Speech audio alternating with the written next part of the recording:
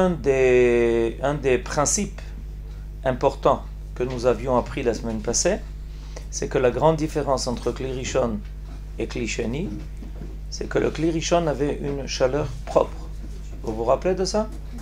Les parois elles-mêmes de l'ustensile, ayant été chauffées, elles dégagent sans arrêt une température qui va donc provoquer une cuisson. Ça va être la grande différence entre Kli Rishon et Kli Sheni et Kli Shlishi. Il n'y a pas de chaleur propre aux ustensiles qui sont après le Kli Rishon. De ça, vous vous rappelez? Donc vous avez déjà une première réponse. La grande différence entre le Kli Rishon et les autres catégories d'ustensiles, c'est que le Kli Rishon est lui-même source de chaleur. Alors que les autres kelim, puisque ce sont des kelim dans lesquels on a transvidé, ne sont pas source de chaleur. Ce qui a une déperdition de chaleur. Et nos sages, donc, nous ont expliqué qu'à cause de cette déperdition de chaleur, la capacité de cuisiner dans les autres kelim sera bien moindre que celle de Kli Rishon. Néanmoins, pour continuer votre ligne de pensée, beaucoup pensent que Kli Sheni est aussi capable de cuire. À cause de quoi? À cause de ça. À cause de ça.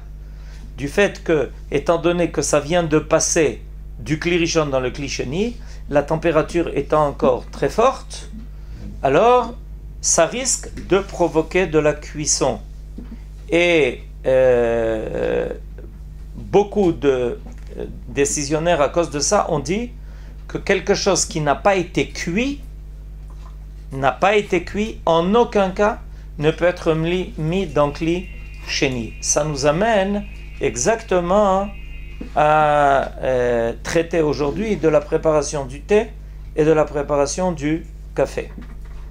En effet, comme vous venez de le dire, a priori, le Kli Sheni n'étant pas un keli, n'étant pas un ustensile qui est censé cuire, on aurait dû pouvoir préparer notre thé dans Kli Sheni. Néanmoins,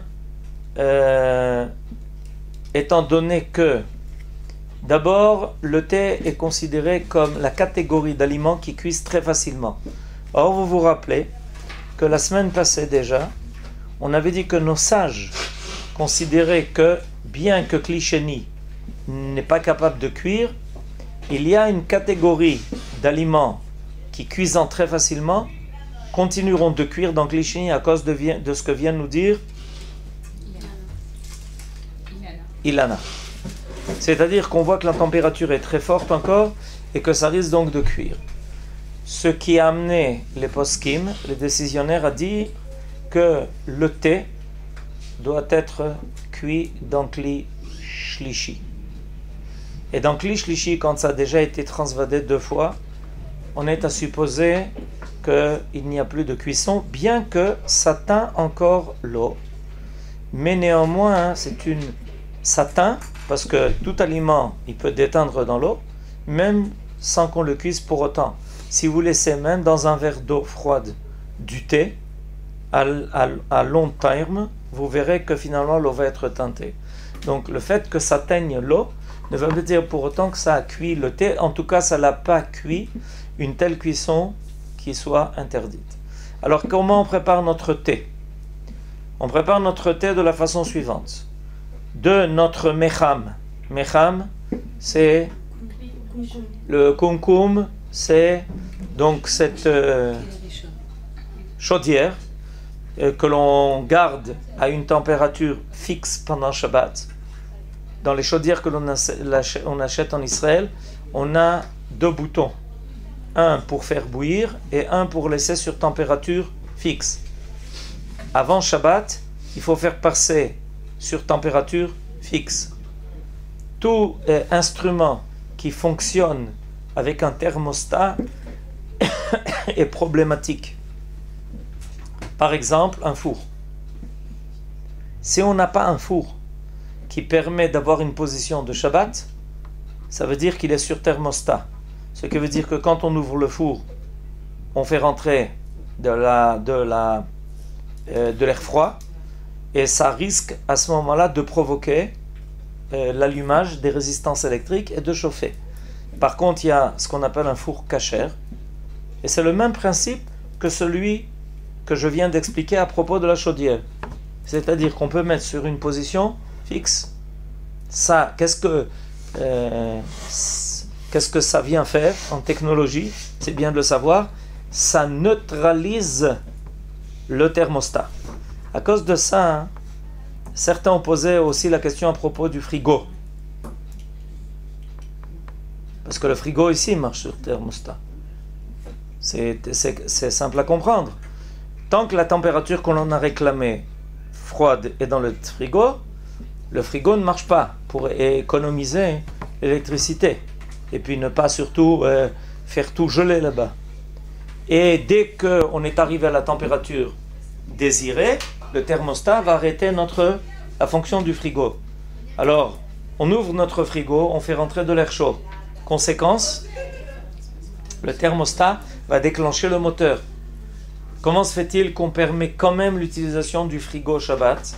Il y en a qui ont voulu l'interdire ou qui ont voulu permettre l'autorisation d'ouvrir le frigo et de le fermer seulement quand le moteur est en marche. Parce que s'il est en marche, vous ne faites rien. Même si vous faites rentrer de l'eau chaude, de l'air chaud, vous ne faites rien. Et néanmoins, la plupart des décisionnaires ont permis. Pourquoi? Parce que l'influence de l'ouverture et de la fermeture de la porte est marginale. Elle est beaucoup moins directe que dans le cas d'un four ou le cas d'une chaudière. Elle est marginale. C'est pas on ne fait pas rentrer une chaleur telle que tout de suite, dès que l'on va ouvrir la porte, la chaleur qui va rentrer dans le frigo va immédiatement faire réagir le thermostat et faire déclencher le moteur. C'est pas. Néanmoins, mesdames qui allez vous marier, Bezrat Hashem, dans l'année qui vient, j'entends pas Amen, qu'est-ce que c'est cette histoire? Si vous arrivez, dites-moi aujourd'hui. Amen. Quand on achète des appareils électriques aujourd'hui, il faut être très attentionné sur les problèmes du Shabbat. J'explique pourquoi. Par exemple, les frigos ultra modernes, ce sont des frigos qui ont des voyants de partout. Dès qu'on touche à quelque chose, il y a un voyant qui s'allume, il y a un voyant qui s'éteint, et on peut avoir tout de suite de la glace, etc. On ouvre la porte, tout commence à bouger, tout commence à... on arrive toujours dans une situation où le frigo est en passe de s'envoler. Alors, faites attention, parce que ça risque de vous proposer... Ça va être très sympa pendant la journée. Il y a même des frigos qui font entendre de la musique. Quand on les ouvre, c'est sympa. On se sent à la cuisine avec Mozart. Tout va très bien. Mais ça nous pose de graves problèmes de Shabbat. Alors, avant d'acheter nos appareils électriques, on doit vérifier, j'en profite pour le dire et ouvrir une parenthèse là-dessus, on doit vérifier que ça ne nous pose pas des problèmes de Shabbat.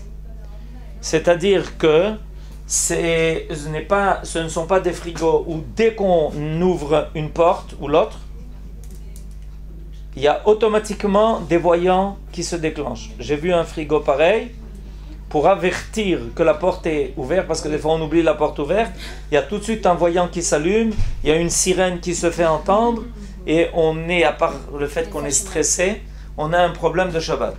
Alors faites attention, il en est de même pour vos fours. Si vous avez l'intention de vous servir du four pendant Shabbat pour garder au chaud, vous devez obligatoirement vérifier que vous avez une position Shabbat sur votre four. Comme de la même façon pour la chaudière, en Israël, pratiquement toutes sont comme ça. J'en ai jamais vu autrement, mais il faut faire attention. Des fois, on ne fait pas attention à cela. Et ensuite, on a un problème pour Shabbat. Il y a d'autres problèmes quand on achète aussi des instruments pour la cuisine, comme par exemple, comme je l'avais expliqué la dernière fois, au niveau de la cacheroute, je suis très peu enclin à ce qu'on se serve de plaques en verre. Comment ça se passe? Induction. Je suis très peu enclin à ça au niveau de la cacheroute, ça pose beaucoup de problèmes de cacheroute. Donc si on ne sait pas très bien, il vaut mieux poser une question avant et se demander si on achète la bonne chose. Ensuite, on rentre dans des tas de problèmes qu'il vaut mieux éviter à l'avance. Pourquoi c'est un problème de cacheroute, la pâte d'indulsion? Parce que on dépose nos casseroles, une de lait et une de viande, on fait cuire en même temps, tout déborde, et ce qui déborde de l'une touche à l'autre, et même à l'extérieur, ça rend inconsommable le mets qui se trouve dans l'autre casserole. À part ça, on a un problème de cachérisation pour Pessah, et à part ça, des fois, on va déposer au même endroit, et chez une personne, je lui ai fait remarquer, elle était surprise au possible. Je lui ai regardé, ce matin vous avez fait cuire du lait, votre casserole a débordé, maintenant vous allez mettre votre viande avec de la viande, votre casserole avec de la viande, sur le lait qui est encore... Quoi? Ou oui, ou non.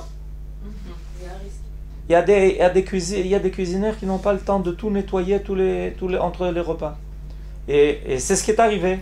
Elle a dit, on n'a pas fait attention. Je dis, oui, mais vous allez maintenant regarder ce que vous allez faire. Vous allez mettre votre casserole avec de la viande sur les traces du lait du matin. C'est embêtant ça. Ça cause un problème. Alors, je ne suis pas du tout enclin à ce genre de solution. Ça peut être considéré comme étant une cuisine moderne, mais ce n'est pas notre sujet. Ça, c'est un problème de cacheroute. On revient à Shabbat. Alors, comment on fait notre thé? Je reprends. On fait notre thé en passant de la chaudière dans un premier verre qui sera Kli Sheni. De ce premier verre, on fait passer dans un deuxième verre qui sera Kli Shlishi. La chaudière étant Kli Rishon, le premier verre est Kli Sheni, le deuxième verre étant Kli Shlishi. Et là-dedans, on peut mettre notre thé dans un petit sachet pour préparer notre thé. Alors le sachet, excuse-moi, c'est permis? Pardon? Le sachet, c'est permis Shabbat? Alors le sachet, c'est permis Shabbat en Kli Shlishi. Le sachet est permis Shabbat en Kli Shlishi. Le sucre, il n'y a aucun problème. Le lait, il n'y a aucun problème parce que le lait est un liquide. Et on peut mettre toujours un liquide dans de l'eau qui est en Kli Sheni. Or là, on est Kli Shlishi, donc on n'a pas de problème. Et la préparation du café. Alors, la préparation du café, juste on avait terminé par ça la semaine passée. A priori, le café, soit le café noir, Turquie, ce qu'ils appellent Turquie. Mais je suis contre les Turcs, alors je ne peux pas appeler ça café Turquie. Shachor, voilà, café Shachor. Yafé Meod. Comment on dit ça en français? Le café à filtre. Bots en français? Eh ben, ils sont dans une drôle de boue, alors les Français, si ils disent café bots. Comment on dit en français? Café noir, hein, c'est ça? Le café noir. Le café noir, c'est un café qui ne se dissout pas. Il a été grillé. Il a été grillé. Alors, premièrement, est-ce qu'on a le droit de... Attendez, alors avant de passer au café noir, on va passer d'abord au Nescafé. Le Nescafé, c'est le café qui se dissout, d'accord?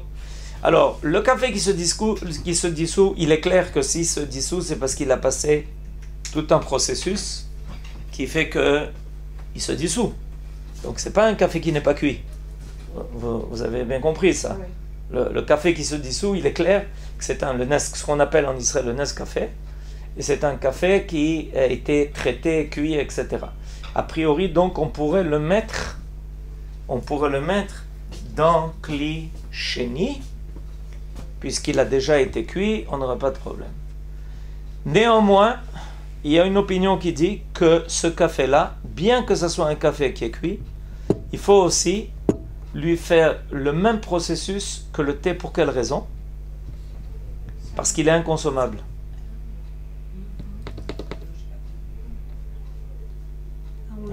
Dites comme vous n'avez pas compris.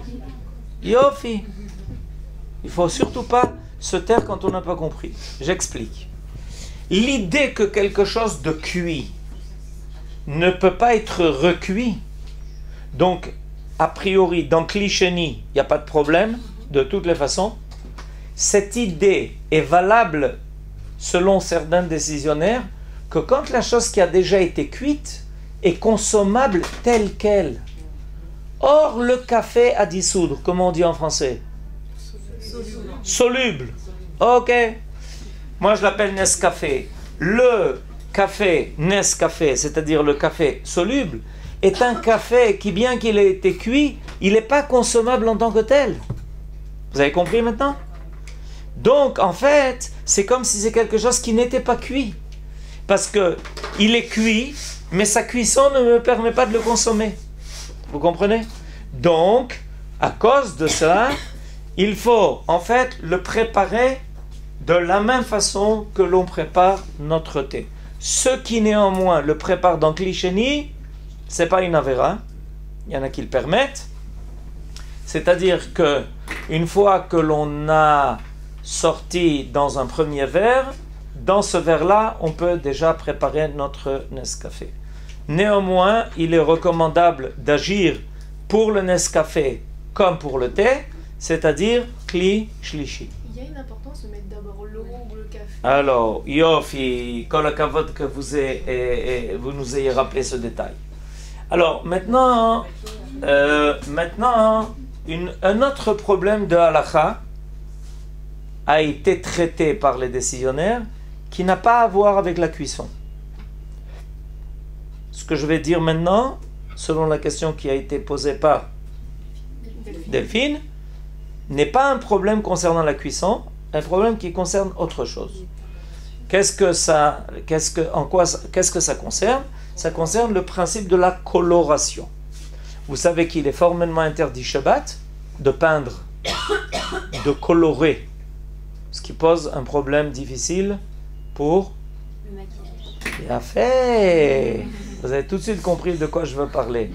Alors on parlera du maquillage en tant que soi. Qu'est-ce qu'on peut faire et qu'est-ce qu'on ne peut pas faire? On ne va pas rentrer maintenant dans l'histoire de maquillage, sinon on en a pour jusqu'à Shabbat. Alors on en parlera en tant que soi. Mais avant de rentrer là-dedans, donc on a un problème. Toute coloration est interdite. Je ne peux pas préparer Shabbat de l'eau avec de la peinture dedans. C'est grave. C'est interdit. Je ne peux pas peindre, je ne peux pas écrire, je ne peux pas peindre, je ne peux pas colorer. Alors maintenant est arrivée une question. Est-ce que l'idée de la coloration existe aussi au niveau de la nourriture? C'est-à-dire, l'idée que la coloration est quelque chose d'interdite, ça c'est clair, ça c'est simple. Mais est-ce que même au niveau de la nourriture, on peut parler de l'interdiction de colorer? Alors on a trois opinions. Une opinion qui dit non, la coloration, y a pas de, ça n'a rien à voir avec la nourriture. C'est-à-dire que quand on a, et j'explique pourquoi, parce que toute chose, tout travail interdit Shabbat est appris de la construction du tabernacle. C'est de là qu'on apprend toutes les interdictions, tous les travaux interdits. Or, dans le tabernacle, il n'y avait aucun travail qui était coloré de la nourriture. D'accord? Donc, il y a une opinion qui dit qu'il n'y a aucune interdiction de colorer de la nourriture. Vous savez qu'aujourd'hui, on se sert de colorant pour la nourriture, attire l'arigot. Et beaucoup de choses qu'on nous donne, alors, c'est pas du tout la couleur naturelle des choses. Les aliments sont colorés parce qu'on veut bien nous aspirer de profiter de cette nourriture. Il y a une deuxième opinion qui dit que colorer, c'est toujours interdit, même si c'est de la nourriture. Il y a une troisième opinion qui fait la part des choses et qui dit comme ça. Colorer un liquide, c'est interdit même pour la nourriture, parce que ça ressemble beaucoup à la coloration quand on prépare la peinture. Qu'est-ce qu'on fait? On dissout une matière dans de l'eau. Comment se prépare la peinture? Toute peinture, comment se prépare-t-elle? On dissout un certain produit de telle ou telle couleur, ok? de rouge, de noir, de vert, etc., dans de l'eau. Et donc, au niveau des liquides, il faut faire attention à ne pas colorer les liquides. Par contre, si on a des betteraves, et qu'en même temps que les betteraves, on a des pommes de terre, et que les betteraves vont colorer les pommes de terre, ça pose aucun problème. Alors c'est l'opinion qui est généralement admise, qu'il faut faire attention de ne pas colorer les liquides, et bien qu'on puisse colorer le reste, la nourriture. Si on mélange des nourritures qui se colorent l'une l'autre, ça ne pose pas de problème. Alors, évidemment, on arrive donc à la question que vous m'avez posée. Vous m'avez posé la question, est-ce qu'il y a un problème au niveau de la préparation du thé? Est-ce qu'il y a un problème au niveau de la préparation du café, etc. Pourquoi? Parce qu'on va colorer. On va colorer l'eau. D'accord? Pour l'eau chaude et l'eau froide, parce que si Pardon? on plante à l'eau ou une grenadine, ça s'ouvre. Alors, quelle est l'idée pour vous avez raison, ça ne change pas. Aussi bien que ça soit à chaud, à froid. Alors, je vous dis tout de suite qu'il y a des poskim qui permettent. Ils disent que tout ce qui est nourriture et tout ce qui est boisson, il n'y a pas d'interdiction de colorer. Alors, étant donné que cette opinion existe, si quelqu'un l'a fait, il n'est pas considéré comme avoir transgressé Shabbat. D'accord?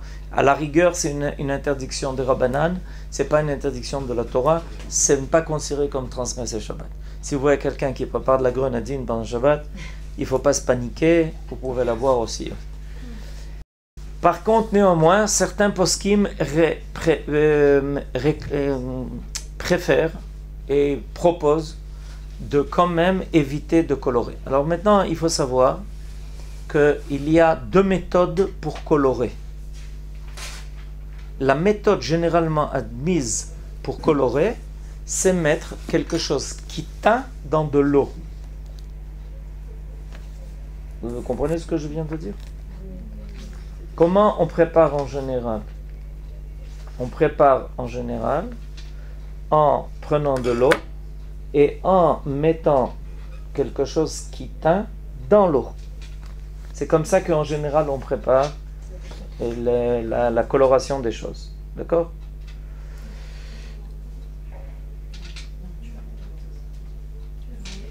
D'accord? Et l'idée, c'est qu'on inverse. Et à ce moment-là, c'est pas considéré. L'idée, c'est qu'on inverse. Et à ce moment-là, c'est pas considéré comme une opération qui est interdite. C'est-à-dire que on ne met pas le colorant dans l'eau, mais on fait le contraire. Alors, j'en reviens à l'idée de la grenadine.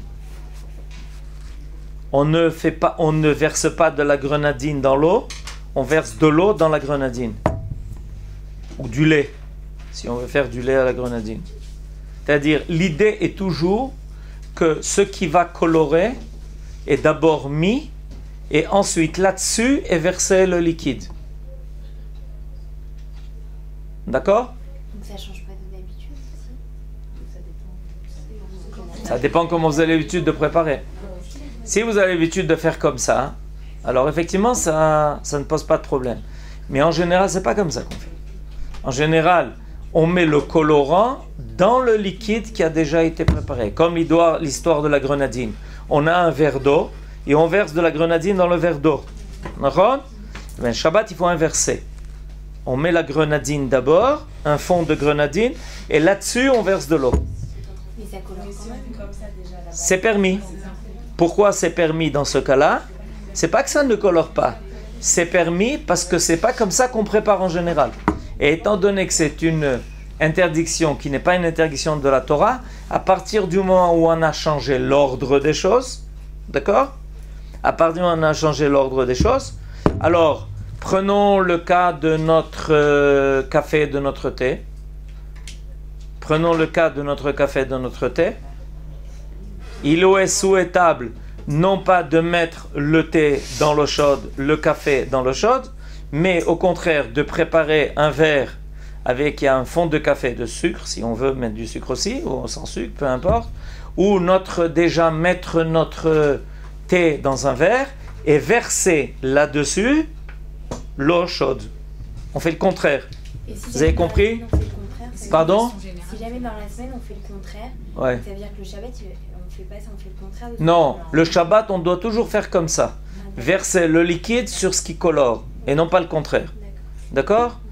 Maintenant, Ken, Eva. C'est une supposition. À Shabbat, admettons avant Shabbat, dans le cocon, on met le café avec l'eau chaude. Et est-ce qu'on peut après verser directement dans le verre? C'est-à-dire, vous avez un koum-koum déjà de café prêt. Admettons. Bien sûr, il n'y a aucun problème. Pourquoi est-ce qu'il y aura... Ça fait Non, pourquoi non? Si vous avez votre koum-koum de café prêt avant Shabbat et qu'il est resté chaud, vous ne pourrez pas chauffer ça pendant Shabbat. On est d'accord? Vous l'avez laissé au chaud. D'accord? Il n'y a pas besoin de klish-lishi, parce que vous n'avez rien à cuire. Vous pouvez mettre directement dans un verre, dans votre verre, votre café, l'affaire est réglée. Ouais, je pense avec le thé. Pardon? Le thé avant, on va utiliser le thé, ils mettent juste le thé. Alors l'idée, effectivement, chez les Ashkenazim, c'était quelque chose qui était très répandu. On préparait avant tamtzit thé. C'est quoi tamtzit thé? Tamtzit, ça veut dire qu'on préparait avec des feuilles de thé un concentré de thé qui restait au chaud et qu'on versait le Shabbat dans notre verre d'eau chaude pour avoir déjà du thé tout fait et chaud. Maintenant, si on veut le préparer, alors l'idée c'est que a priori on le fait dans Klisheni, d'accord? Et notre tamtzit viendrait colorer notre eau dans Klisheni. C'est pour ça qu'on fait le contraire. On met le tamtzit dans un kli shlishi et sur ce tamtzit qui est dans kli shlishi, on verse l'eau chaude du Klisheni. C'est clair? C'est où? C'est-à-dire, et pour reprendre votre question, ça doit être bien évident, cette affaire, c'est que pour Shabbat, on doit toujours aller dans le sens où le liquide est versé sur ce qui colore et pas ce qui colore sur le liquide. Parce que la façon habituelle de teinter les choses, c'est de verser ce qui colore dans le liquide. Alors le Shabbat, on les verse toujours. D'accord? Maintenant, attendez-vous à ce que vous voyez des choses, à ce que vous voyez des personnes qui ne sont pas prudents de cela. Pourquoi? Parce qu'il y a une opinion qui dit qu'il n'y a pas d'interdiction de colorage en ce qui concerne la nourriture et le liquide. Si a priori on peut l'éviter, alors évidemment il vaut mieux le faire. Voilà. Qu'est-ce qu'il y a quelqu'un qui voulait aussi poser une question? C'est bon, c'est vous. Myriam. On n'a pas parlé du café qui se dissout pas. Qui? Se dissout pas. Alors, pour parler à propos du café noir. Le café noir, qui est le café bot, ce qu'on appelle en Israël café bot, parce qu'en bas reste le marc du café. Alors, d'abord, on n'a pas le droit de se servir, on n'a pas le droit de préparer ce café Shabbat avec tous les instruments qui permettent de préparer le café. Il y a des cafetières avec une passoire. On met de l'eau, on met du café, on appuie avec notre passoire et en haut nous sort du café. Pourquoi c'est interdit? Parce que c'est un instrument qui contient un filtre et qui est destiné à filtrer. C'est interdit, on ne se sert pas de Shabbat ça. On n'a pas le droit de se servir non plus d'une cafetière italienne. Tout ça c'est interdit Shabbat. On ne peut pas se servir pendant Shabbat de cela. On peut s'en servir pendant Yom Tov. On ne peut pas s'en servir pendant Shabbat. Maintenant, est-ce qu'on a le droit de préparer ce café pendant Shabbat? Oui. On peut préparer ce café pendant Shabbat selon le même principe que je viens d'indiquer. Ce qui voudrait dire que sur notre café, qui est dans Kli Shlishi, on verse de l'eau du Kli Sheni. C'est clair?